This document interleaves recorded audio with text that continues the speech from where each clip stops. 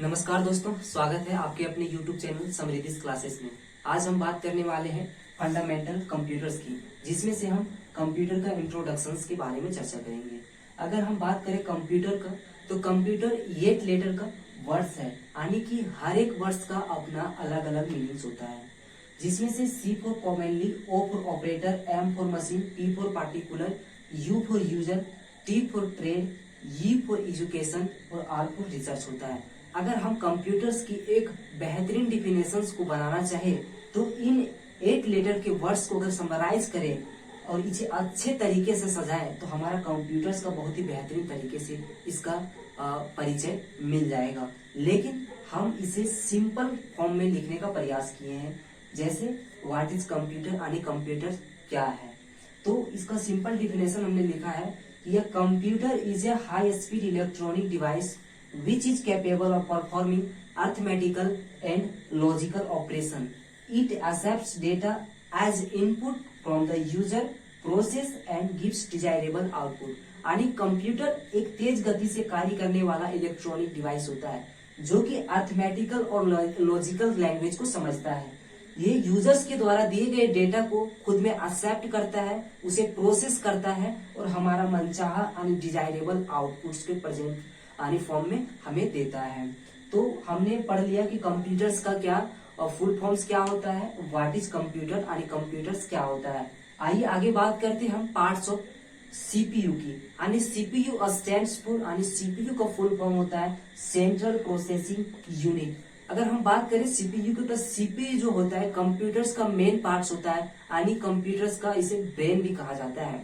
जिस तरीके से मनुष्य का मस्तिष्क हमारे बॉडी के होने वाले सभी क्रियाओं का नियंत्रण करता है, सारी एक्टिविटीज को कंट्रोल करने का काम करता है और जो भी काम होता है वे उसके दिशा निर्देशानुसार होता है। ठीक उसी प्रकार कंप्यूटर्स में जो जितने भी तरह के कार्य होते हैं वे सीपीयू के द्वारा दिए गए निर्देशों के अनुसार काम करने का काम करता है हमारा कंप्यूटर्स के अन्य पार्ट्स।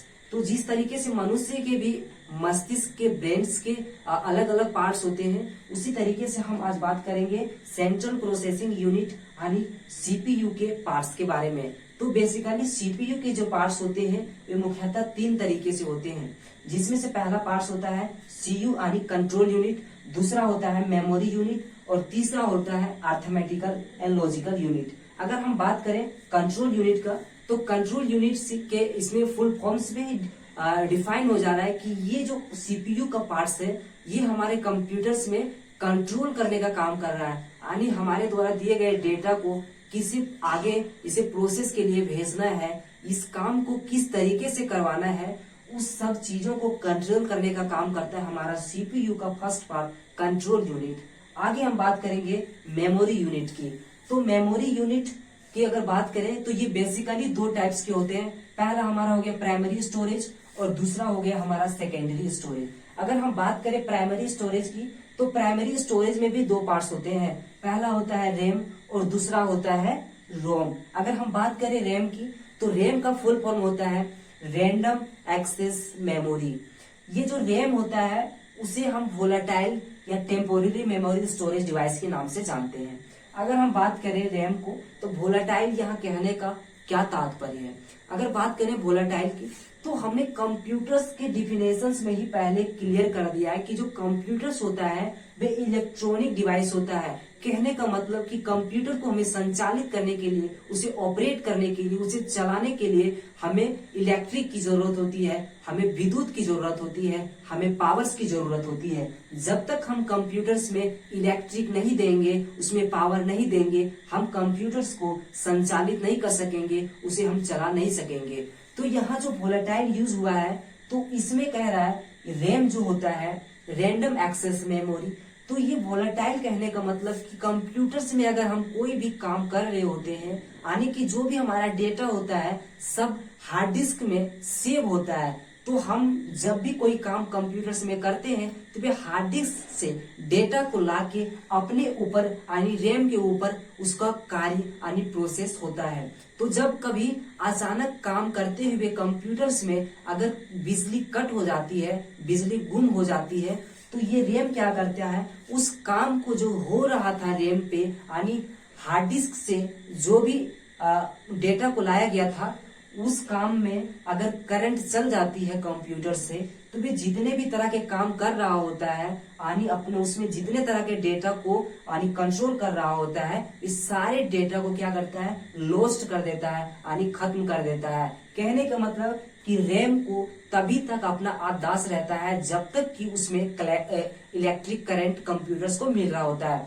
जब इलेक्ट्रिक करंट कंप्यूटर्स में सप्लाई होना बंद हो जाता है, ये अपने किए हुए कामों को पूर्णतः भूल जाता है और अपने जितने भी तरह के इसमें कंटेंट होते हैं सबको लॉस्ट कर देता है। तो इससे आपका वेरी वेरी इंपॉर्टेंट क्वेश्चन बनता क्या है कि what is the full form of RAM. तो आपका आंसर क्या होगा, रैंडम एक्सेस मेमोरी। दूसरा कि वोलेटाइल मेमोरी डिवाइस किसे कहते हैं, तो आपका आंसर क्या होगा, RAM is a volatile memory. और इसे हम टेम्पोररी मेमोरी स्टोरेज की डिवाइस के नाम से भी जानते हैं।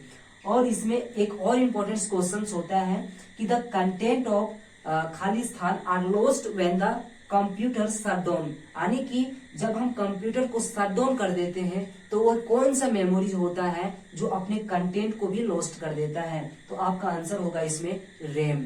आइए अगला बात करते हैं हम रोम की। तो रोम का फुल फॉर्म होता है रीड ओनली मेमोरी। इसका अगर हम फुल फॉर्म में देखें, रीड ओनली मेमोरी इसका जो फुल फॉर्म होता है, तो इसके फुल फॉर्म में ही क्लियर है कि रीड मतलब क्या होता है, पढ़ना।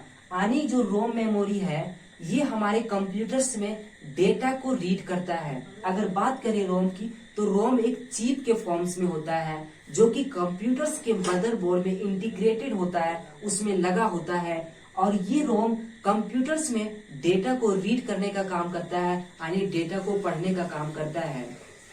और अगर बात करें रोम की, तो रोम जो होता है वे नॉन वोलेटाइल यानी अस्थायी मेमोरी स्टोरेज डिवाइस होता है। इसे हम परमानेंट मेमोरी स्टोरेज डिवाइस के नाम से भी जानते हैं।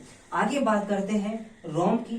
तो रोम जो होता है इसका क्रिएशन होता है बायोस प्रोसेस के थ्रू से। अगर इसमें वेरी वेरी इंपॉर्टेंट क्वेश्चन बन जाता है कि what is the full form of BIOS, आपका आंसर होना चाहिए बेसिक इनपुट आउटपुट सिस्टम। दूसरी बात इसमें कि रोम जो होता है ये नॉन वोलेटाइल होता है, जबकि रैम जो होता है ये वोलेटाइल होता है। और रैम में एक और इम्पोर्टेंट क्वेश्चन आता है, वेरी वेरी इंपॉर्टेंट क्वेश्चन आप में दे देता है कि खाली स्थान memory is known as the permanent memory storage of your computer. तो आपका इसमें आंसर होगा रोम। हमने चर्चा किया कि कंप्यूटर्स का फुल फॉर्म्स क्या होता है और आगे चर्चा किया कि व्हाट इज कंप्यूटर यानी कंप्यूटर्स क्या होता है। उसके बाद हमने बोला कि सीपीयू यानी सीपीयू का पार्ट्स के बारे में चर्चा किया, जिसमें से हमने कंट्रोल यूनिट और मेमोरी यूनिट की चर्चा किया। जिसमें से मेमोरी यूनिट के दो पार्ट्स होते हैं, प्राइमरी स्टोरेज और सेकेंडरी स्टोरेज। जिसमें से हम प्राइमरी स्टोरेज में बोले रैम के बारे में चर्चा किया और दूसरा हमने रोम के बारे में चर्चा किया। अब हमारा इसमें तीसरा जो मेन इंपॉर्टेंस बच गया है, इसमें से कैश मेमोरी एक हमारा जो होता है मेमोरी यूनिट्स में हमारा कैश मेमोरी बच गया और दूसरा अर्थमेटिकल एंड लॉजिकल यूनिट। अगर हम अर्थमेटिकल और लॉजिकल यूनिट को कंप्लीट कर दें तो ये हमारा सीपीयू के तीनों पार्ट्स खत्म हो जाएंगे। उसके बाद हम आगे चर्चा करेंगे सेकेंडरी स्टोरेज के बारे में। तो ये हमारा चैप्टर पूरा ये क्या हो जाएगा, ये वाला बेसिक जो कॉन्सेप्ट है ये हमारा क्लियर हो जाएगा। उसके बाद हम अगला वीडियो आपके लिए इसी से रिलेटेड आगे लेके आएंगे। तब तक के लिए